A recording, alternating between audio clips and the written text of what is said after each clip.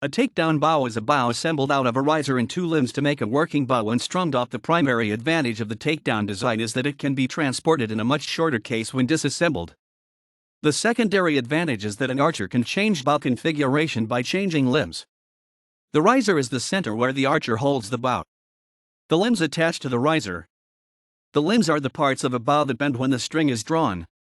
The string attaches at each end of the limbs and gives propelling force to the arrow. An archer can update their takedown bow with new limbs to take advantage of advancements in materials, or design.Stronger limbs give a greater draw weight, which will impart more force to the arrow. But stronger limbs require the archer to do more work to pull the string back, and more effort to hold steady while aiming. Longer or shorter limbs can be used to change the length of the bow for convenience or to match the preference of the archer for smoothness in the draw cycle and stability.